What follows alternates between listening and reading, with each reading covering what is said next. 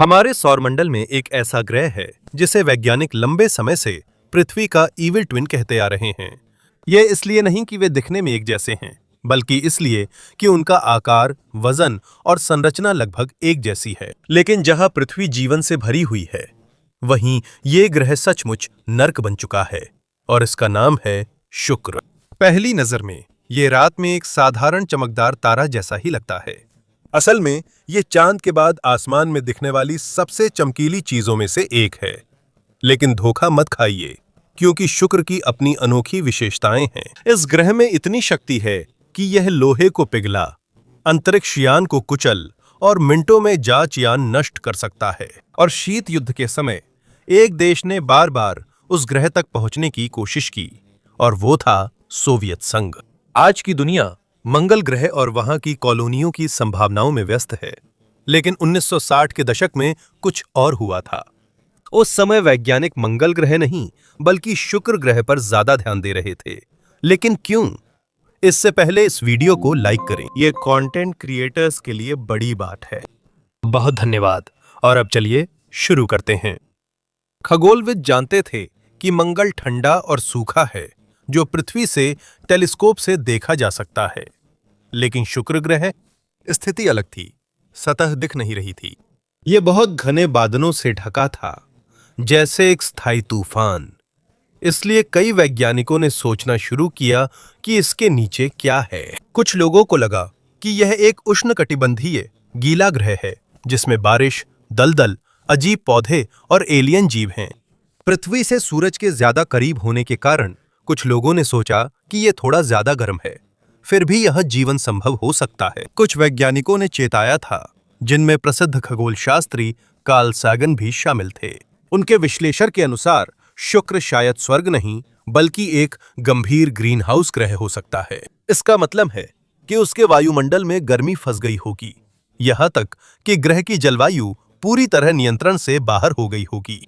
और जब Soviet probe वहां पहुंचे, तब सच्चाई सामने आनी शुरू हुई। स्पेस रेस के चरम पर अमेरिका और सोवियत संघ सिर्फ विज्ञान ही नहीं, बल्कि गर्व, प्रचार और वैश्विक प्रभुत्व के लिए भी प्रतिस्पर्धा कर रहे थे। दुनिया पहले ही चौंक गई थी जब सोवियत संघ ने स्पुतनिक 1 लॉन्च किया, जो इतिहास का पहला कृत्रिम उपग्रह था। इसके बाद उन्होंने यूरी गगारिन को अंतरिक्ष में भेजा, जो अंतरिक्ष में जाने वाले पहले इंसान बने। इसलिए यह स्वाभाविक था कि वे भी सबसे पहले शुक्र ग्रह पर पहुंचना चाहते थे। लेकिन वह मिशन बहुत ही कठिन था। याद रखिए, उस समय आज की तरह उन्नत कंप्यूटर नहीं थे। उस समय न तो आधुनिक एआई नेविगेशन था, न हाई स्पीड प्रोसेसर और न ही जटिल सिमुलेशन। ज्यादातर गणनाएं आदिम कंप्यूटर और गणितीय अनुमान से की जाती थीं। फिर भी सोवियत इंजीनियरों ने उस समय की सबसे महत्वाकांक्षी परियोजनाओं में से एक वेनेरा प्रोग्राम को आगे बढ़ाया। ये सोवियत अंतरिक्ष मिशनों की श्रृंखला थी, जो शुक्र ग्रह के अध्ययन के लिए बनाई गई थी और सबसे खतरनाक खोज परियोजनाओं में से थी। अंतरिक्ष विज्ञान में सबसे पहले 1960 के दशक की शुरुआत में ये प्रोब्स लॉन्च किए गए थे, लेकिन वे बार बार असफल हो रहे थे। कुछ प्रोब्स अंतरिक्ष में गायब हो जाती थीं या लॉन्च के दौरान फट जाती थीं। कुछ अन्य प्रोब से भी संचार टूट जाता था। कुछ प्रोब लक्ष्य तक पहुंचने से पहले ही पूरी तरह नष्ट हो जाती थीं। फिर भी सोवियत संघ ने हार नहीं मानी। जैसे जैसे असफलताएं बढ़ती गईं, वे और भी बेहतर समझने लगे कि वीनस कितना शत्रुतापूर्ण है। वहीं उन्होंने यह पता लगाया कि वीनस का वायुमंडल लगभग पूरी तरह से कार्बन डाइऑक्साइड से बना है। सोवियत और बाद में नासा मिशनों से मिले डेटा के अनुसार वीनस की सतह पर वायुमंडलीय दबाव पृथ्वी की तुलना में 90 गुना से भी ज्यादा है। ताकि आप समझ सकें कि यह कितना गंभीर है, यह ऐसे है जैसे आपके ऊपर समुद्र में लगभग 1 किलोमीटर गहराई पर पानी का वजन हो। सिर्फ दबाव ही समस्या नहीं है। वीनस की सतह का औसत तापमान 800 डिग्री फ़ारेनहाइट या 460 डिग्री सेल्सियस से भी ज्यादा होता है। यह बुध से भी ज्यादा गर्म है, जबकि वह सूरज के करीब है। इसका कारण अनियंत्रित ग्रीनहाउस प्रभाव है। प्लैनेटरी वैज्ञानिकों और नासा के अनुसार वीनस के वातावरण में अधिक कार्बन डाइऑक्साइड से गर्मी फंसी है, और जैसे जैसे ग्रह और ज्यादा गर्म होता गया, इसकी ठंडा होने की क्षमता भी कम होती गई, और नतीजा एक ऐसा ग्रह जो एक विशाल प्रेशर कुकर जैसा बन गया। और वहीं सोवियत संघ ने लैंड करने की कोशिश की। 1970 के दशक में वेनेरा मिशनों में बड़ी सफलता मिलनी शुरू हुई। वे सिर्फ वीनस के पास नहीं जा रहे थे, धीरे धीरे वे इसकी वायुमंडल में प्रवेश करने लगे। और जैसे जैसे प्रोब्स नीचे गए, उन्होंने एक चौंकाने वाली खोज की। वीनस के बादल साधारण पानी के बादल नहीं हैं। ये दरअसल सल्फ्यूरिक एसिड के बादल हैं। एसिड की बारिश होती है, जहरीली हवा है और लगभग कोई ऑक्सीजन नहीं है। अगर किसी को बिना सुरक्षा वीनस पर रखें तो कुछ ही सेकंड में उसकी हालत बिगड़ जाएगी। यही प्रोब्स के साथ भी हुआ। और डराने वाली बात यह है कि इसके बावजूद एक मिशन ऐसा था जो वाकई ऐतिहासिक बन गया। वो था वेनेरा 7 का अवतरण। यह इतिहास का पहला स्पेसक्राफ्ट था जिसने किसी दूसरे ग्रह की सतह से सफलतापूर्वक डेटा भेजा। यह ज्यादा देर नहीं चला, पर इससे साबित हुआ कि वीनस की सतह तक पहुंचना मुमकिन है। इसके बाद सोवियत यूनियन ने अपने मिशन तेज कर दिए और जब अगली वेनेरा प्रोब्स पहुंची, तब इंसान ने पहली बार वीनस की असली शक्ल देखी। ये कोई जंगल नहीं था, ये कोई महासागरीय दुनिया नहीं थी, ये कोई एलियन स्वर्ग नहीं था। ये एक मरा हुआ संसार था। अंधेरा आसमान, पत्थरों और तबाह जमीन, घना नारंगी वायुमंडल और ऐसी गर्मी जैसे अंतहीन प्रलय। वेनेरा 13 मिशन से मिली तस्वीरों के अनुसार वीनस की सतह ज्वालामुखी, बंजर जमीन और औद्योगिक भट्टी का मिश्रण जैसी लगती है। प्रोब्स मुश्किल से 1 घंटा टिक पाए, फिर वहां की भीषण परिस्थितियों में नष्ट हो गए। इसी कारण शायद ही कोई वहां वापस गया। ऐसा नहीं है कि वैज्ञानिकों की रुचि नहीं है, बल्कि इसलिए क्योंकि वीनस पर टिक सकने वाला अंतरिक्ष यान बनाना बेहद मुश्किल और बहुत महंगा है। असल में आज भी ये सौरमंडल के सबसे कठिन स्थानों में से एक है जहां पहुंचना बेहद मुश्किल है। चाहे वीनस कितना भी खतरनाक हो, ये आधुनिक विज्ञान में अब भी बहुत महत्वपूर्ण है। क्यों? संभव है ये उस ग्रह का भविष्य दिखाता है जिसका जलवायु तंत्र नियंत्रण से बाहर हो गया। कुछ वैज्ञानिकों का यह भी मानना है कि अरबों साल पहले वीनस पर भी शायद पानी था, लेकिन जैसे जैसे ग्रीन हाउस प्रभाव बढ़ता गया, इसका पानी धीरे धीरे वाष्पित हो गया और पूरा ग्रह एक सूखा नर्क बन गया। और बहुत से शोधकर्ताओं के लिए यह एक चेतावनी है। यह याद दिलाता है कि किसी ग्रह की जलवायु का संतुलन कितना नाजुक होता है। दशकों से वीनस पर मानव लैंडिंग नहीं हुई, फिर भी इसमें रुचि बनी हुई है। नासा और यूरोपीय अंतरिक्ष एजेंसी ग्रह का अध्ययन करने के लिए नई तकनीक से मिशनों की योजना बना रही हैं, क्योंकि आज भी इसकी घनी बादलों के नीचे कई रहस्य छुपे हुए हैं। और शायद शुक्र का सबसे डरावना हिस्सा इसकी गर्मी नहीं है, बल्कि ये संभावना है कि ऐसा कुछ हमारी पृथ्वी पर भी हो सकता है। इसके बावजूद चलिए वापस चलते हैं।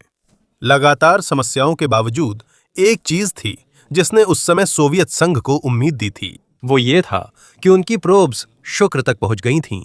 बस वो मिशन का सबसे महत्वपूर्ण हिस्सा हासिल नहीं कर पाए। पहले सोवियत अंतरिक्षयान दोनों ही पृथ्वी पर सही जानकारी भेजने से पहले ही संचार खो बैठे थे। ये ऐसा है जैसे किसी खोजकर्ता को रहस्यमय द्वीप भेजा गया, लेकिन उसने देखी चीजें बताने से पहले ही संपर्क टूट गया।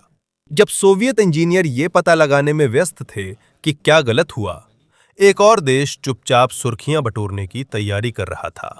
और वो कोई और नहीं, संयुक्त राज्य अमेरिका था।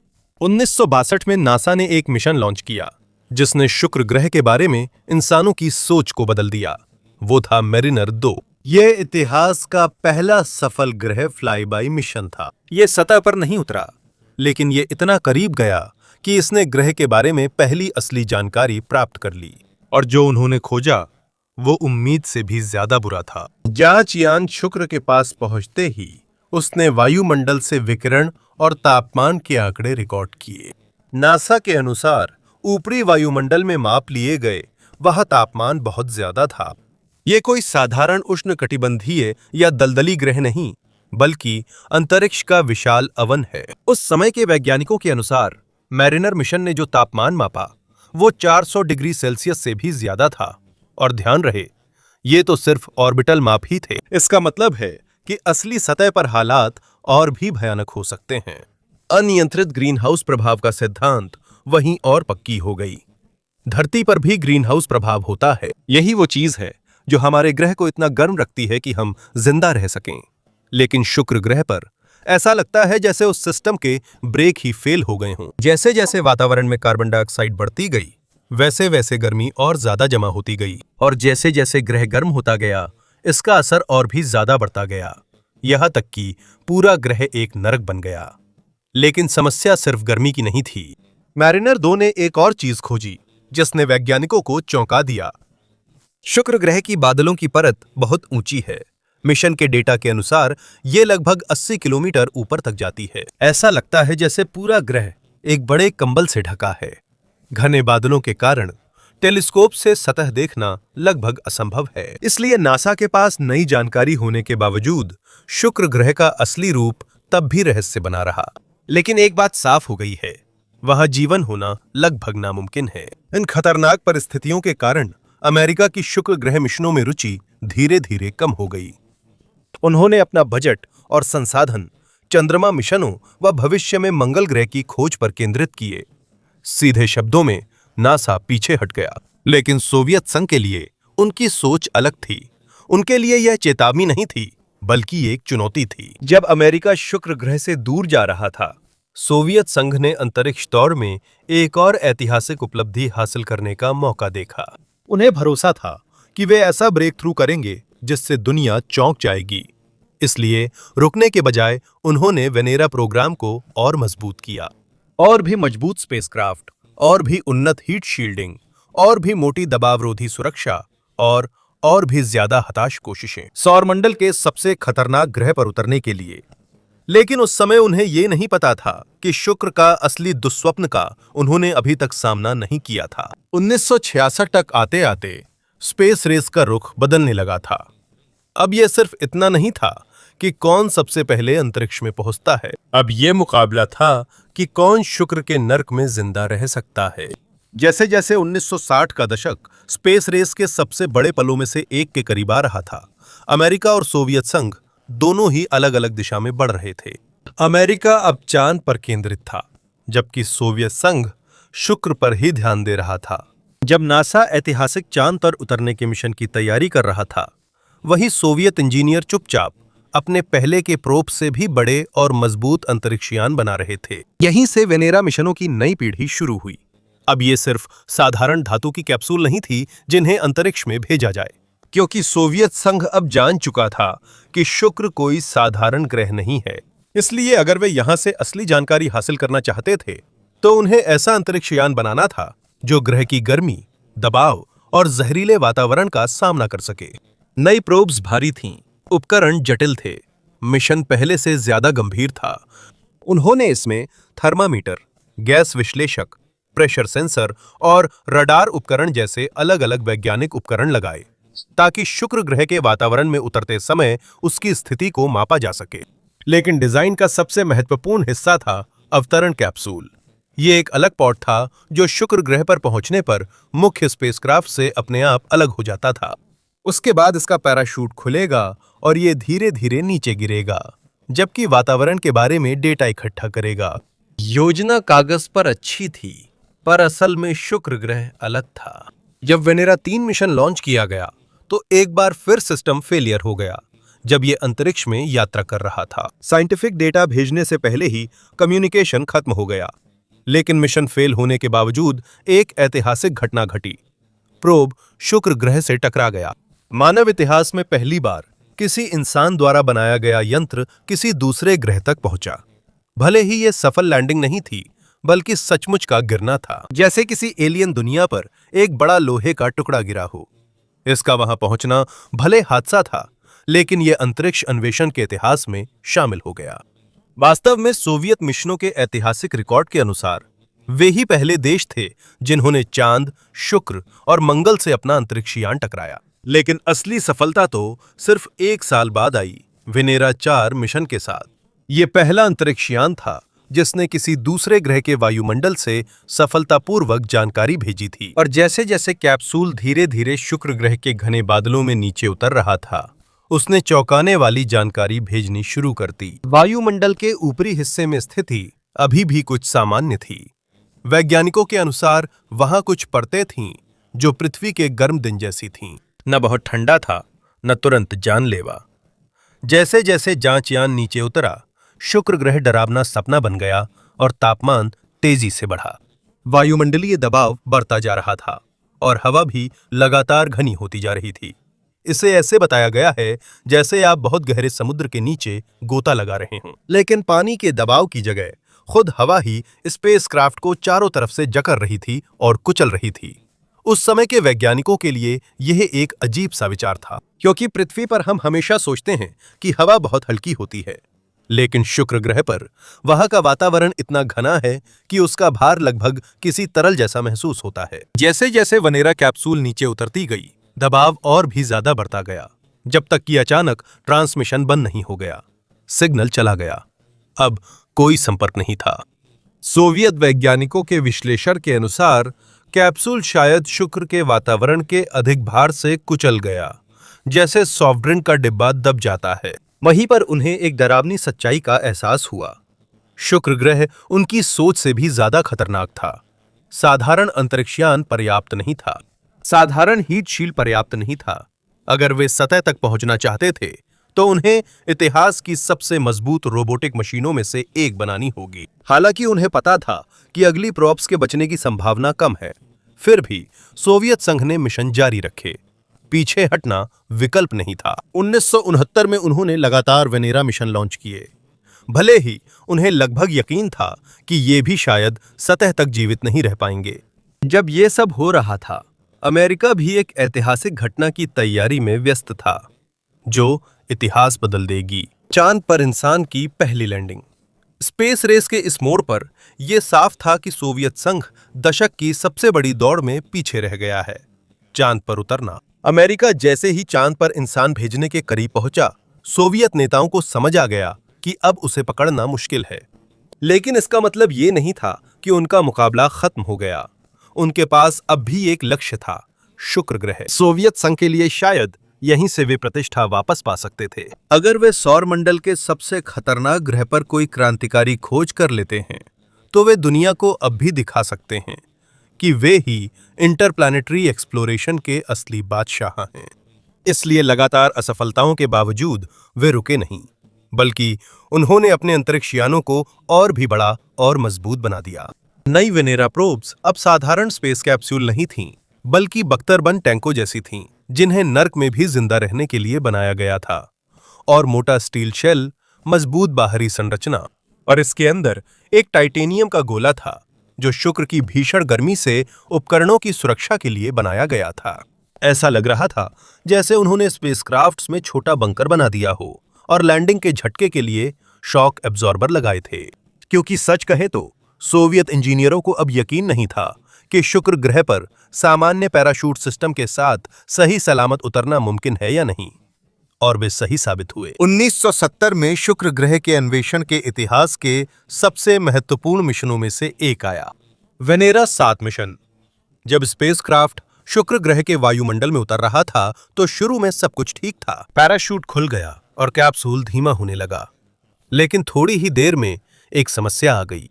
सोवियत इंजीनियरों के विश्लेषण के अनुसार पैराशूट शायद ज्यादा गर्मी के कारण फट गया या पिघल गया, और इसी वजह से प्रोब अचानक गिर गया, जैसे आसमान से कोई पत्थर फेंका गया हो, बहुत तेज, बिना किसी नियंत्रण के, सीधे शुक्र ग्रह की सतह पर।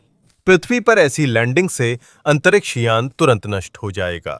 इसलिए जब वेनेरा 7 का स्पष्ट सिग्नल गायब हो गया, तो सोवियत संघ के पर्यवेक्षकों ने सोचा कि यह भी एक और असफलता है। लेकिन उन्होंने कुछ अजीब देखा।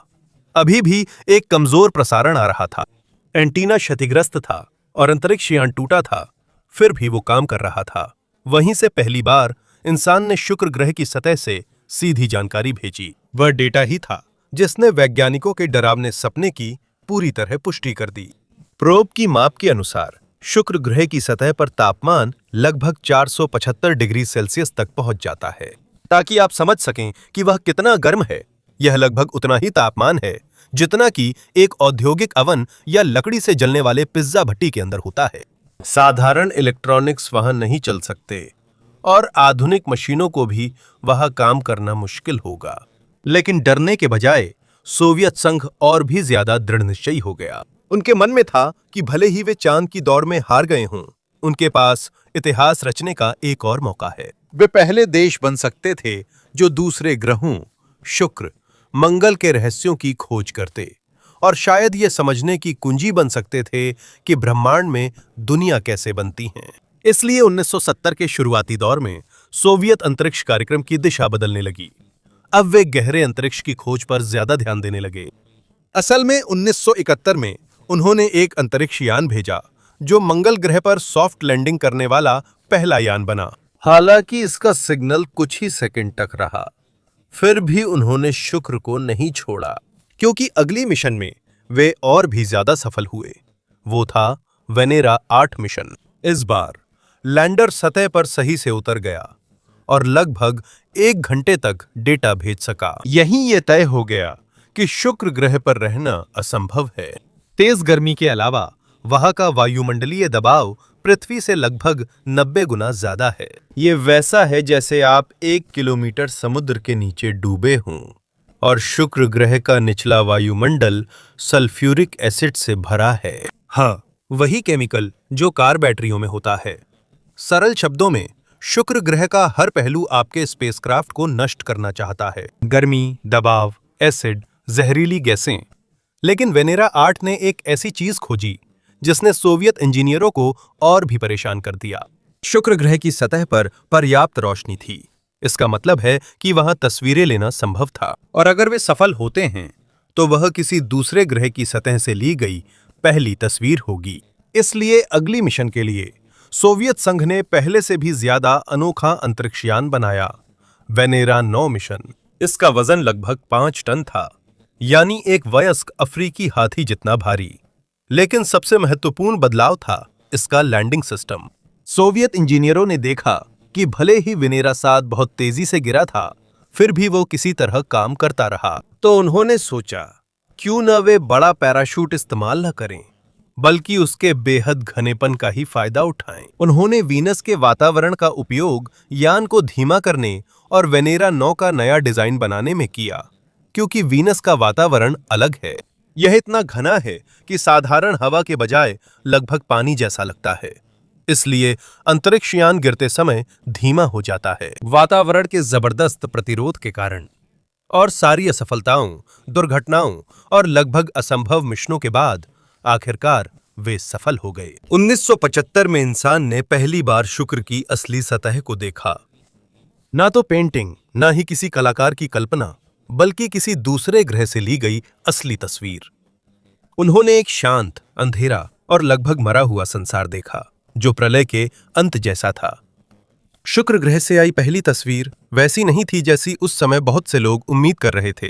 ना कोई एलियन शहर, ना कोई अजीब पौधे, ना कोई चलने फिरने वाले जीव। इसके बजाय दुनिया ने जो देखा वो था एक शांत जगह, जहां सिर्फ पत्थर, धूल और टूटी फूटी जमीन थी, जैसे कोई छोड़ा हुआ ज्वालामुखीय बंजर इलाका। लेकिन भले ही इसका दिखना साधारण था, उन तस्वीरों का मतलब बहुत बड़ा था, क्योंकि इंसान के इतिहास में पहली बार हमने किसी दूसरे ग्रह की सतह से असली तस्वीर देखी थी।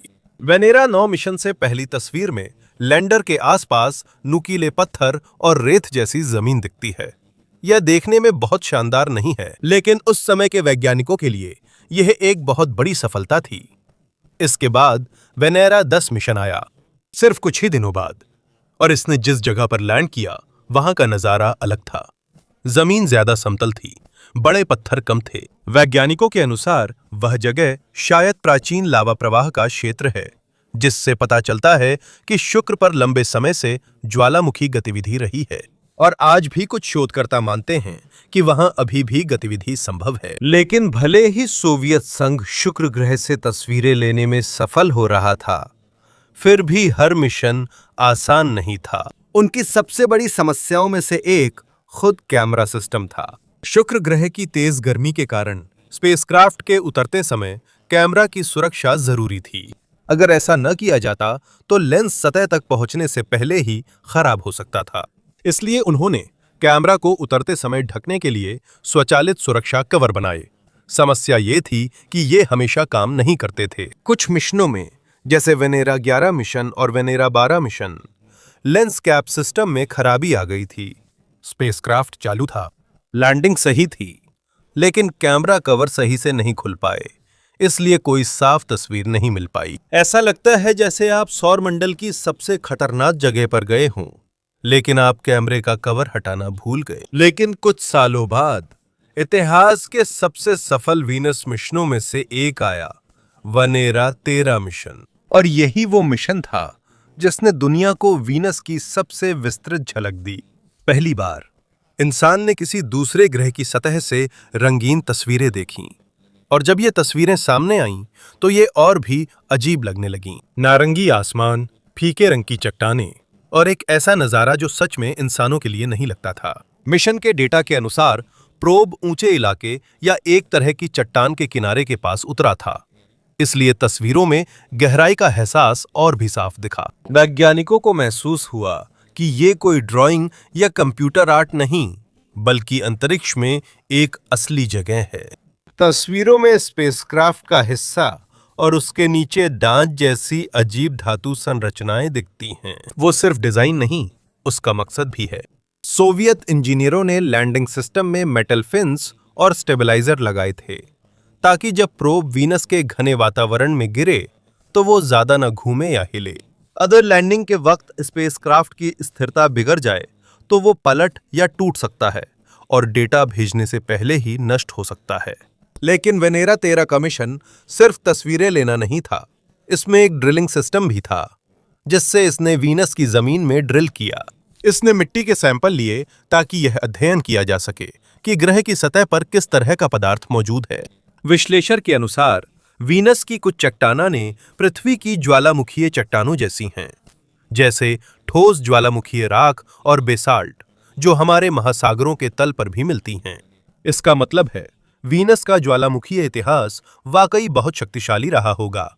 और वीनरा ने एक और चीज की जिसके बारे में आजकल कम ही बात होती है, इसके पास एक माइक्रोफोन था। इसलिए पहली बार इंसान ने वीनस की सतह से आने वाली आवाज सुनी।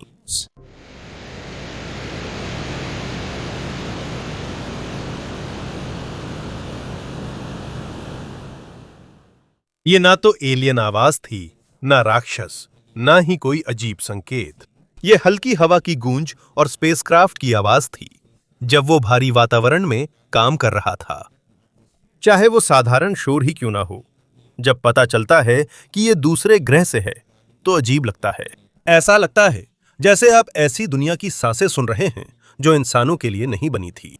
वेनेरा 13 के बाद वेनेरा 14 मिशन आया। इसने एक बार फिर पुष्टि की कि वीनस के कई हिस्से ज्वालामुखी चट्टानों और विशाल समतल इलाकों से भरे हुए हैं, और उसके बाद सब कुछ रुक गया। वीनस पर फिर कभी कोई और अंतरिक्षयान नहीं उतरा। आज तक वे तस्वीरें ही ग्रह की सतह से ली गईं आखिरी असली तस्वीरें हैं। और बहुतों का सवाल है, हम वापस क्यों नहीं गए? जवाब सीधा है, ये बहुत मुश्किल है, बहुत महंगा है, और जोखिम के मुकाबले इनाम बहुत कम है। मार्स पर इसलिए मार्स पर रोवर सालों तक टिकते हैं, किलोमीटरों यात्रा कर लगातार वातावरण का अध्ययन करते हैं। लेकिन वीनस पर एक वेनेरा लैंडर सबसे ज्यादा जो समय जिंदा रह पाया वो सिर्फ लगभग 2 घंटे था। सिर्फ 2 घंटे। इतनी महंगी और खतरनाक मिशन के बाद इसके अलावा 1980 के दशक के अंत से लेकर 1990 के शुरुआती वर्षों तक सोवियत संघ भी धीरे धीरे टूटने लगा। देश की प्राथमिकताएं बदल गईं, अर्थव्यवस्था कमजोर हुई और अंतरिक्ष कार्यक्रम भी प्रभावित हुआ। इस बीच नासा ने मंगल और अन्य व्यावहारिक मिशनों पर ध्यान केंद्रित किया। और सच कहें तो सरकारी अधिकारियों को यह समझाना मुश्किल है कि वे एक ऐसे मिशन पर अरबों डॉलर खर्च करें जो शायद कुछ ही मिनटों तक चले। इसी वजह से आज तक शुक्र ग्रह लगभग अप्राप्य ही बना हुआ है। ब्रह्मांडीय स्तर पर यह पृथ्वी के काफी पास है, लेकिन लगता है जैसे ये बिल्कुल अलग दुनिया है जहां जीवन होने का सपना इंसान ने देखा था। लेकिन ये हमारे पूरे सौरमंडल में खोजे गए सबसे खतरनाक स्थानों में से एक बन गया।